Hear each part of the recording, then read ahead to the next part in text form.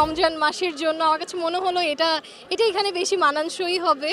আর রমজান যেহেতু, সো এইভাবেই নিজেকে প্রেজেন্ট করতে মনে হলো যে সবার কাছে নিজেকে এইভাবে প্রেজেন্ট করার এটাই সুন্দর সময়। দুবাই বা আমরা যে আমাদের যে মুসলিম ওয়ার্ল্ড বা মিডল ইস্টে দেখি, ওইখানে কিন্তু অনেক ফ্যাশন শো বা এরকম হচ্ছে। সো এটা আমার মনে হয় যতক্ষণ পর্যন্ত এটা ঠিক আছে এবং শালীনতা বজায় রাখবে, আই থিঙ্ক ইটস গুড।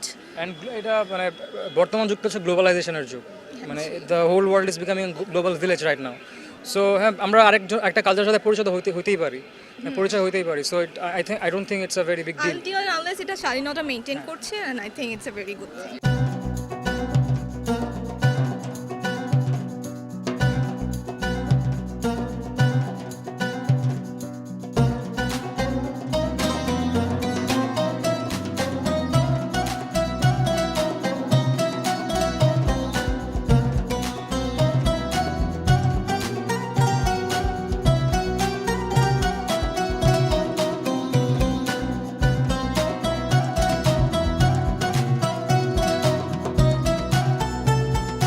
এটা তো হচ্ছে ঈদের জন্য রামাদান ফেস্ট, যেটা হচ্ছে বিভিন্ন কালচারের মানুষজন আসবে গ্লোবালি। আমরা পাকিস্তান, ইন্ডিয়ান যেসব কালচারাল যেই ক্লোথিংসগুলো থাকে, ফুড থাকে, ওগুলো যাতে আমরা ট্রাই করতে পারি একটা জায়গাতে, সব ধরনের মানুষজন একত্র হবে, সো মজা হবে, ফান হবে, এটার জন্যই আসা।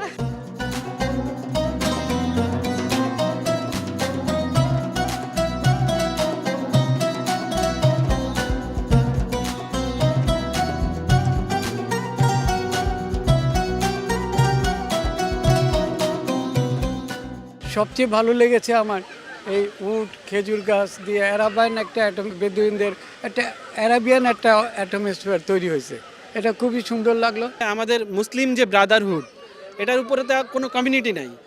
আমরা মুসলমানরা চাইলেই পারি, যদি একতাবদ্ধ থাকি, আমরা সকলে যদি নবীজির যে আদর্শ, এই আদর্শ মোতাবেক চলতে পারি, এবং নবীজির যে সাধারণ জীবনযাপন ছিল, যে সিরাত মিউজিয়ামের মাধ্যমে আমরা দেখতে পারতেছি, উনি কি সাধারণভাবে শুয়ে থাকতেন, উনি কি সাধারণভাবে চলাচল করতেন, সামান্য একটি খেজুর খেয়ে উনি তার জীবনযাপন, তার দিন পার করে দিতে পারতেন।